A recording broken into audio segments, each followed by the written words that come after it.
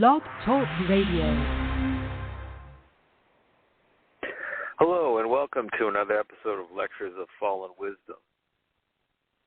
Today I'm going to tie together a lot of the different lessons that have been taught over the last many shows and try to just give an overall picture of living and what it's supposed to be.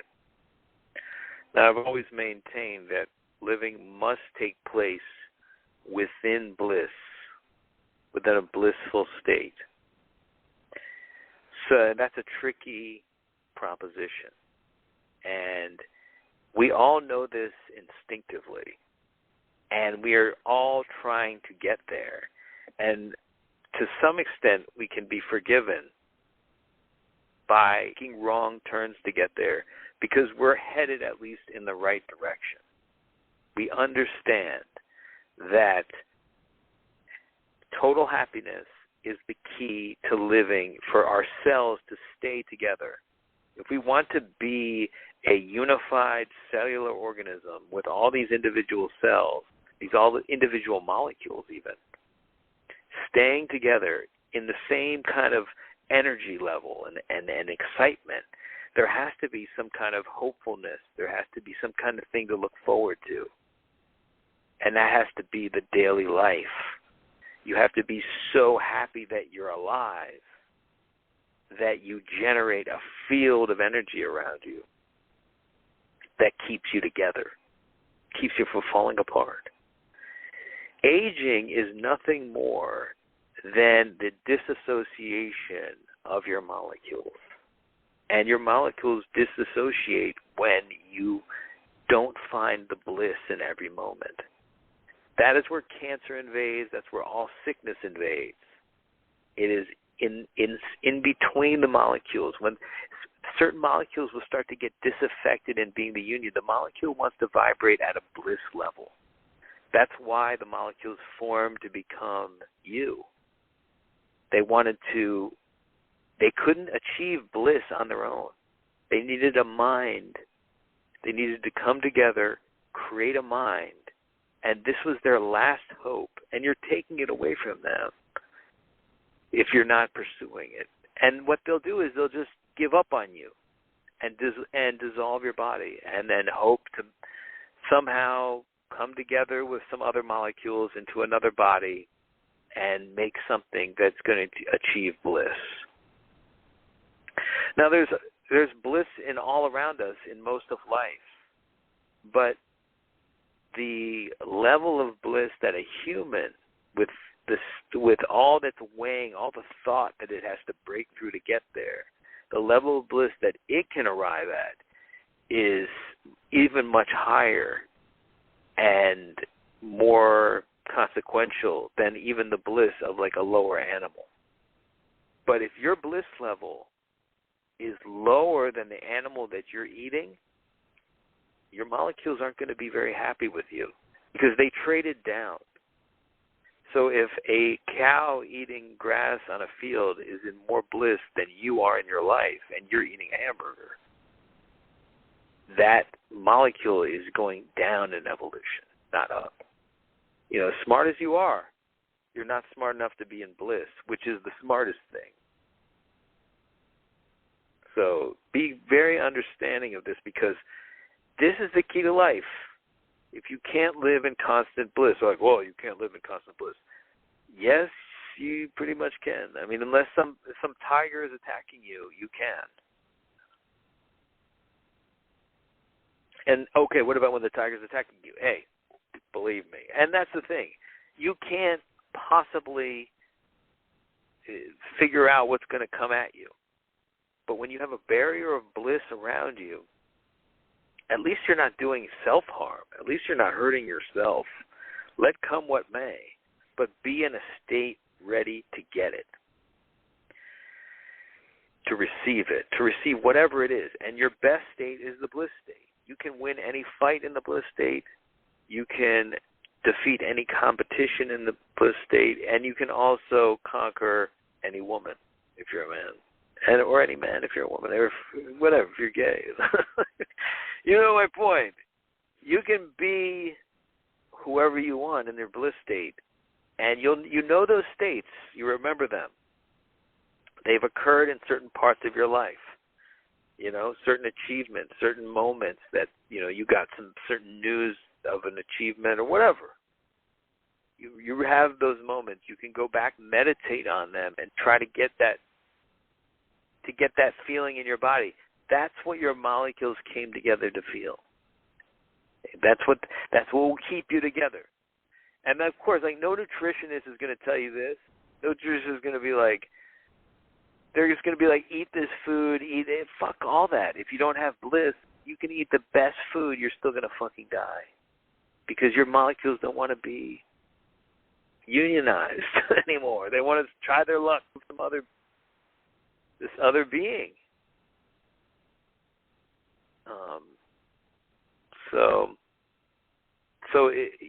You don't want to get to that point, okay? Cancer is what happens when the molecules find, if you're feeding yourself negative emotion, thinking that's noble to ponder such things, thinking that you're somehow to be commended for being so hard on yourself, you're going completely against what is supposed to be, what is the real reason you're here. Now, the two ways that you can get this bliss state is by breathing deep breaths. Problem is, when you're in a state that is not bliss, you just don't deep breath. You just do not. And nobody can fucking tell you to do it. Even you can't tell yourself to do it because you're you're just like, ugh, you can't get out of it. You're just like, yeah. You're in this state. You're in this state of just thinking about things, half thoughts, half I should have done this, half I should have done that. Like, these fucking half criticism voices, feeling like you did something wrong a long time ago that fucked up your life now. I mean, just all these random, the Scientologists call them engrams. They're these floating pain corpuscles in your fucking thoughts. And if you just let your mind just go aimlessly, they hit you. They injure you. They re-injure you, and they de-blissify your molecules, and your molecules get more and more disillusioned to the point where they don't want to be together anymore. Now, a common thing for people to go to when they can't figure out how to get bliss from just living is drugs, is food, is things that will turn the brain. Because let me back up a little bit. The whole point, the two ways of achieving bliss is breathing, which you can't do unless you already have bliss, and turning your thoughts off when you're not. Turning your mind off when you're not using it intentionally. Your mind is like a calculator. And you don't want somebody just pressing random buttons on a calculator. It's just a jumble of numbers. It's useless. It actually interferes with the good operation of the calculator later. It wears out your calculator. If you think about a calculator that could never turn off, the battery would run out pretty fast. But also, it can't be good for the whole machine itself. The machine itself should be off when it's not being used, and should be on when it's. And when your machine is off when it's not being used, that's the bliss state. When your machine is on and you're intentionally thinking, you're solving a problem, you're focusing all your attention on one thing to try to figure something out, that's also a bliss state. So thought and bliss, they can coexist if it is an intentional thought, if it is something that is focused thinking. But if it's aimless thinking, that cannot coexist with bliss. So you must figure out ways to sweep your mind out. I've recommended using the word disengage. I think that's a pretty good idea. It's just give a command to your mind. Like when you see it thinking something that is just random, like not really intentional thought, just say, shut up, disengage. disengage. Just tells your brain, shut off. Shut off your brain. Now, once you shut off your brain, the bliss of reality hits you. I mean, unless you're in like a certain chronic pain or anything, if you're feeling decent, you are in bliss. You just haven't really realized it because you're so caught up in your half thoughts and upset about this past, and this moment is not even significant for you. The moment of your being alive in the moment is nothing to you because your thoughts are clouding it all up. So once you stop that thought, you let and then that allows you to let the breathing in and the good and the deep breaths and just absorbing the fact that you're in this reality and just happy to be alive at every fucking moment, savoring it. Like you're in this great virtual reality game and you're safe and you're fine. I mean, look, some people are in war zones. You're not. Okay? Maybe you are in this case, but the point is, if you're not in a war zone, if you're not in some random jungle with a bunch of wild animals chasing you, in the moment, you are in bliss, my friend, whether you want to say so or not. You're like, well, I don't feel it. Your thoughts won't let you. Your thought has to be completely turned off. Your memory, your thinking of the future, everything. Just stop it. That's your key. That's your door in to bliss. That and then breathing and then just kind of reminding yourself to get back there and just being like very.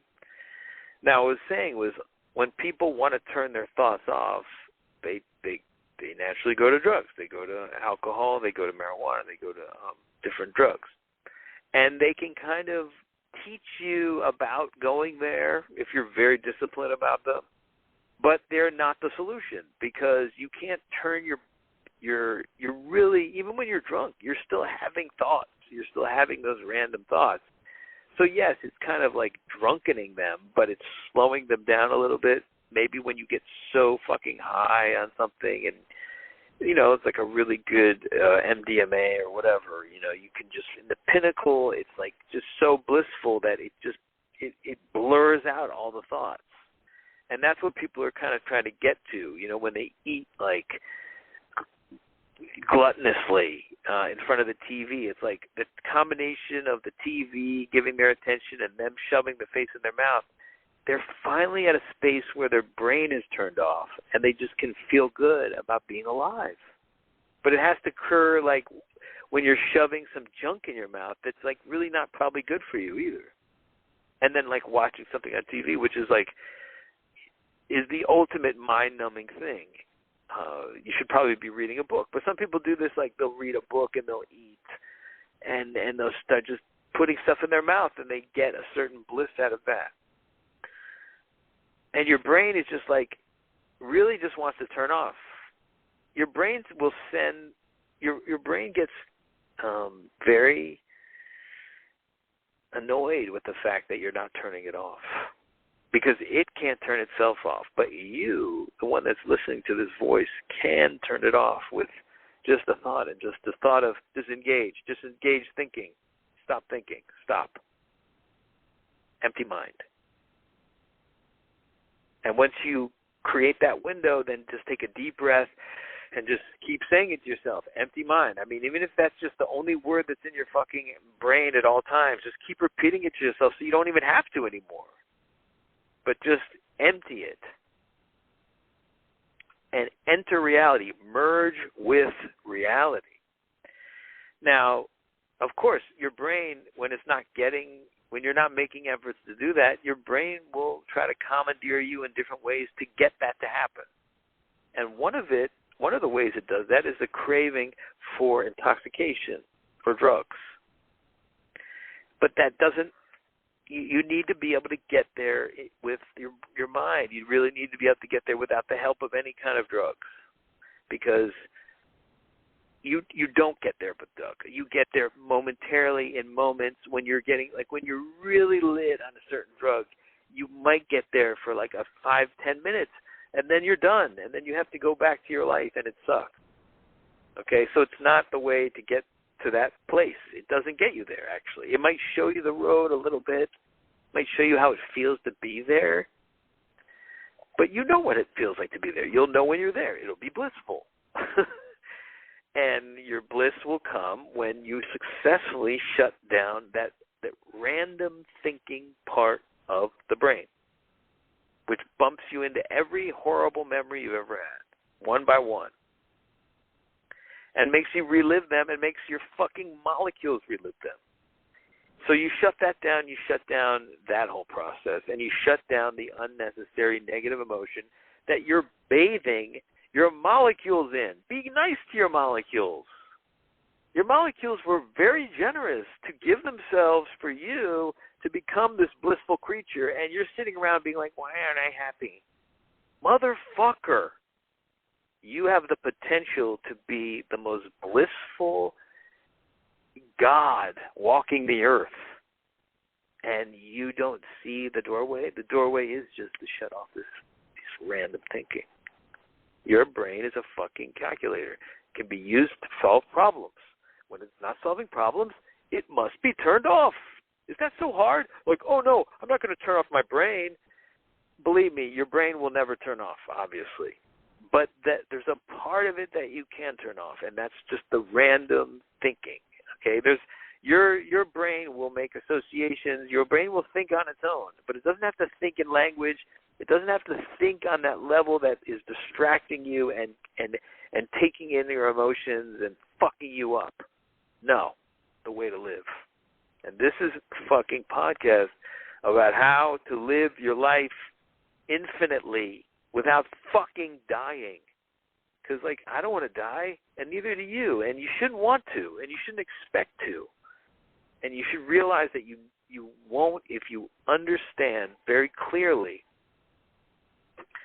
how to keep your mind from fucking killing yourself, from fucking sending you into misery. If you are in this moment, not feeling any pain, alive, you're in bliss. And the only barrier between you and bliss is your random thoughts. Now, once you get into that part, through a drug, through food, through watching a fucking show sometimes, you'll mistake the source of those things. So what I was talking about was your brain, in the desire to turn itself off, will send a craving of food to you. And I've mentioned this in an earlier podcast it's called How to Eat. I think it's number 23. And it's the idea is that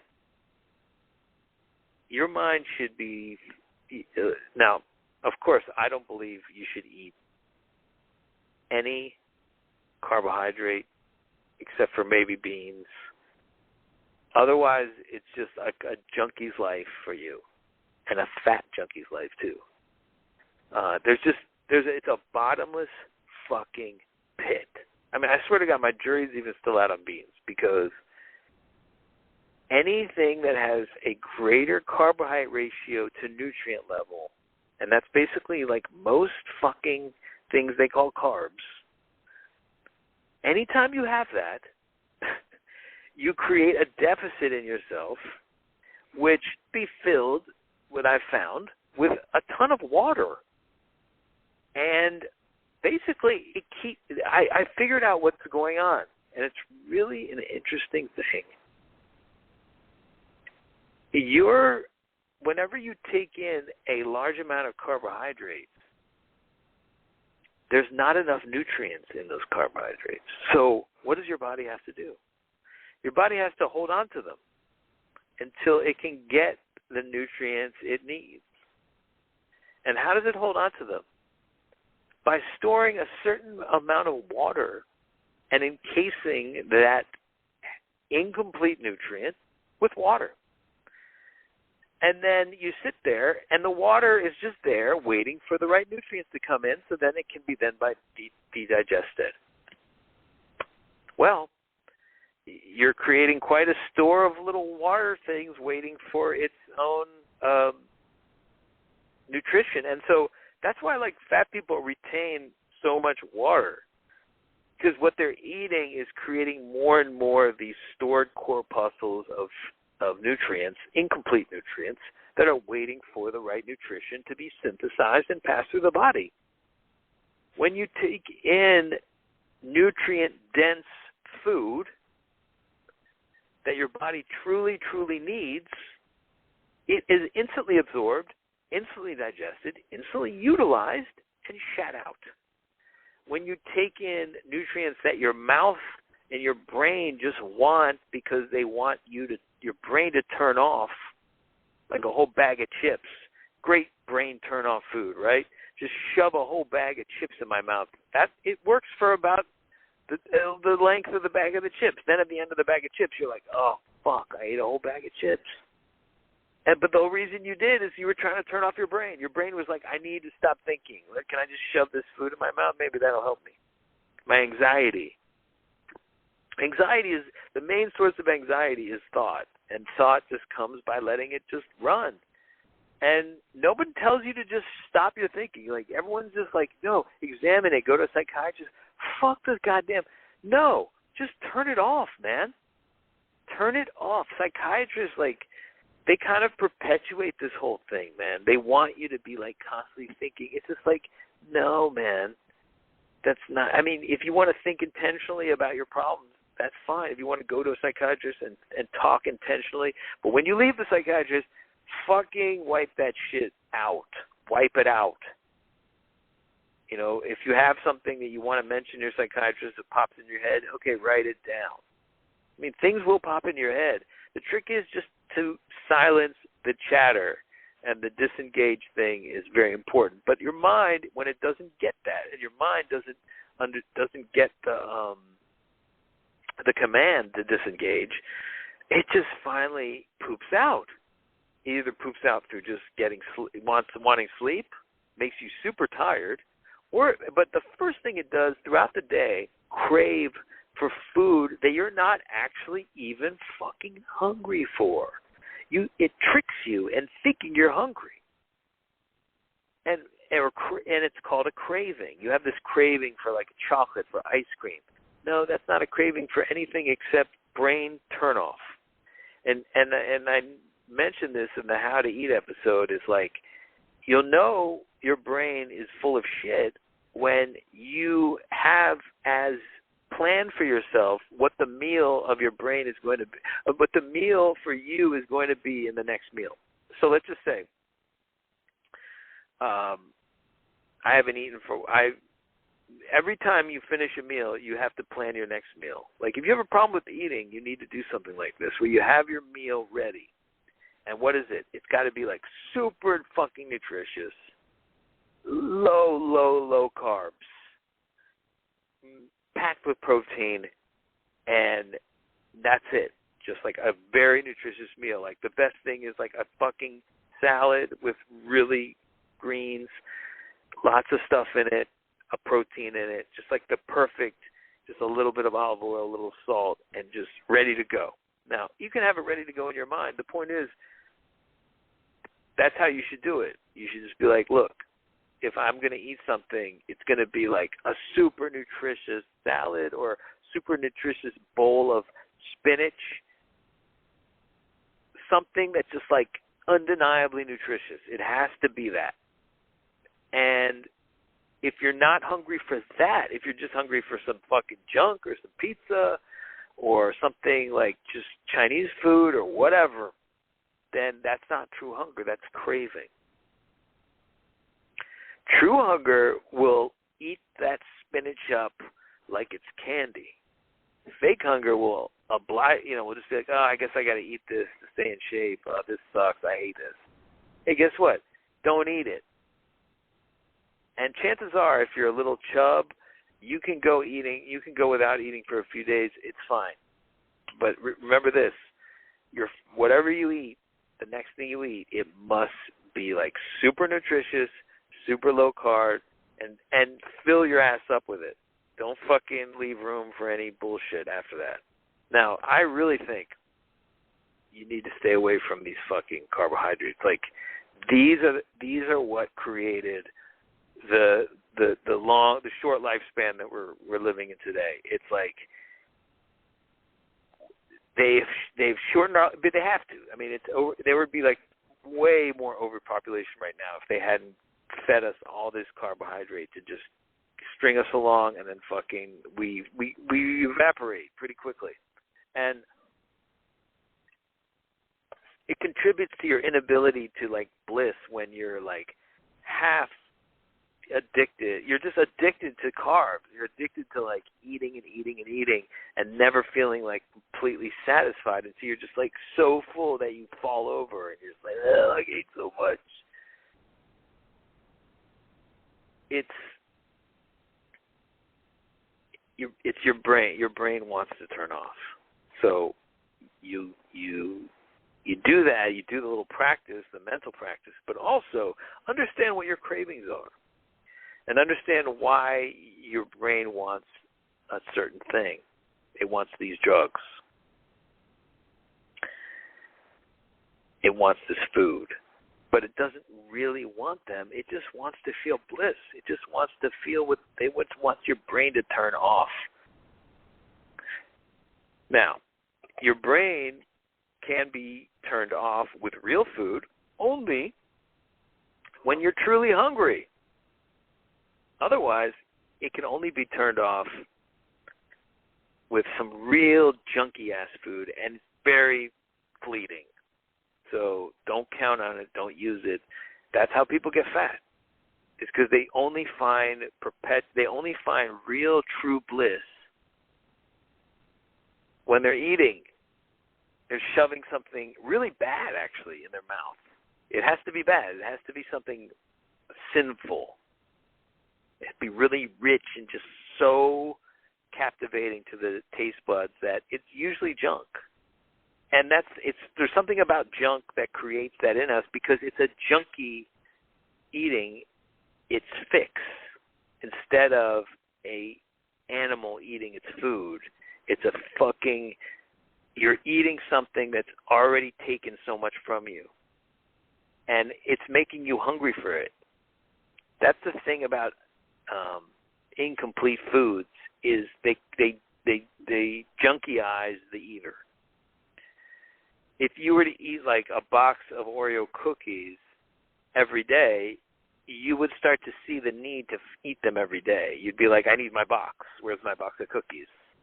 And some people live their life like that, with like, I eat a box of Twinkies a day. And they become dependent on it. It's like they're fucking crack. Coffee too. Coffee is really deceptive because people think that they can just drink all the coffee they want. And it's no sugar, I don't put any sugar in it, so it's fine. It's like, no, it's like coffee is the exact same, it creates the exact same thing as sugar. It creates a incomplete nutrient that comes actually from your glands.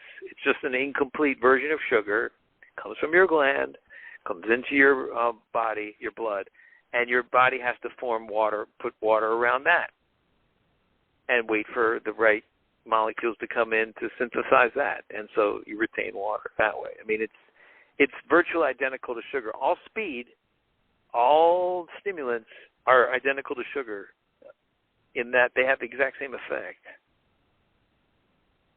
Sugar makes you hyper, and hyper is created in your body by sugar.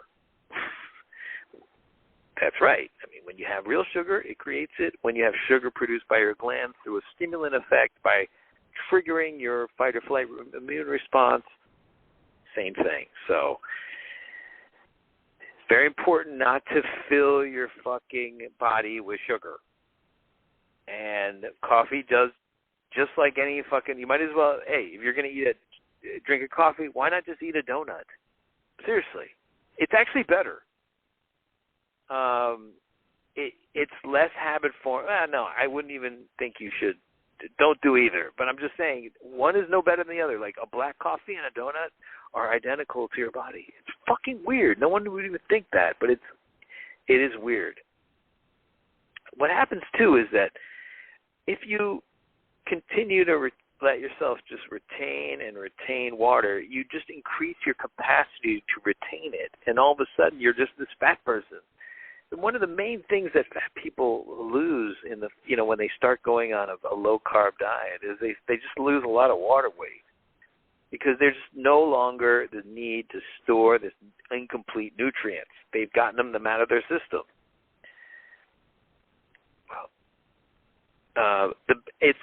It's actually not recommended that if you're like super fat that you just fast your way out of it. I mean, though you could, if you don't want to eat that big salad before you eat anything else.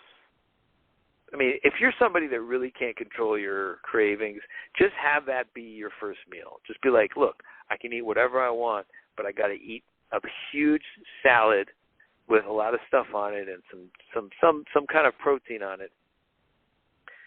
And I'm going to eat my way, not with a lot of dressing either, just like very light stuff.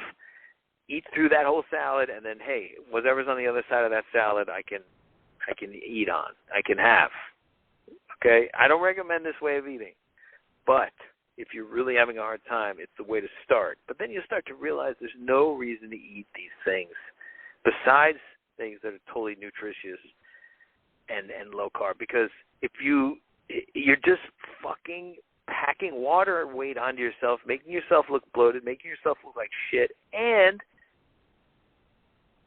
making your body not happy. Your body starts to feel like crap, man. Your body doesn't want to be fed. Your body doesn't want to be retaining water. And if when you see yourself in the mirror and you see yourself in pictures, like it deblissifies you to see how fat you are. I mean, a good thing to get, I recommend, is the Polaroid, and just randomly take pictures of yourself. Like, don't rely on the fucking mirror. And you can do it with your iPhone or whatever, but I recommend a Polaroid. There's a certain, like, no-lie quality to, like, one of those instant cameras. Just look at it and be like, is this the motherfucker I want to be? Like, you'll see that you are retaining water. You are bloated. I mean, because if you're eating a ton of carbs, you are. Like, you just can't help it, okay? And, like, okay, the people that can, I just don't believe that you're eating a lot of them. I think you're pretty good at just being moderate with it. So you're not, I'm not addressing you. I'm addressing people that really have a hard time controlling their eating when it comes to carbs. And guess what? No one can. It's crack cocaine, okay? So just don't beat yourself up about it. It's stronger than you. You really need to just take a stand against it for like a couple of days without fucking budging on it, and eventually it becomes a kind of a habit, and you just stop indulging in it. It's a freedom, believe me. But let's just say you're not there yet. Fine, just do this anyway. I mean, whether you're cutting out carbohydrates or not, your meal should always be a huge amount of vegetables and a protein, no carb. And then if you want to eat something a little bit sinful after that, that's fine. Although I'm not doing it personally. I'm not doing the sinful thing anymore. Nothing. No. I don't want a fucking incomplete nutrient in my body. I don't care how good it tastes. I'm not doing it. But I was, disgusted by just myself and just being very, just focused on the wrong things, focused on like I did my last podcast on like marijuana, and like I was like, oh, I'm going to quit marijuana. And, there is a problem with marijuana too. Marijuana is a go-to drug for people who want to turn off their brain. It's also a great tool for like thinking out problems. So there has to be some kind of balance. And that is, I've found, is you need at least 4 or 5 no marijuana days, like every week. Like you need to, your ratio in a week should be like, you should be smoking maybe like 2 days and then a bunch of free days of nothing. And let your mind fucking sleep, because when your mind is not on good REM sleep, you also retain water. And you also upset your molecules who like to have dreams with you. And marijuana completely interferes with dreams. So I don't recommend being a 24/7 user of this. It's very detrimental to your bliss state, because it's also detrimental to your bliss state to just completely quit. I think, at least if you're pretty, if you use it and you then stop, if you use it kind of regularly and then you stop, you'll be pretty fucking depressed for a long time, and your molecules might just get really mad and pissed off and and rebel that way. So I'm not advocating the abuse of weed, but I think the judicious use of it is very important, and you need to be very you need to give yourself at least 3 or 4 days of cleanliness every week, just to even feel the effect of it and not have it just be a crutch in your life or even a detriment in your life. So I have to go because I have obligations, familial obligations that I'm going to talk about in the next episode, just in terms of like what you do about family and how much you can really bring them along in this thinking.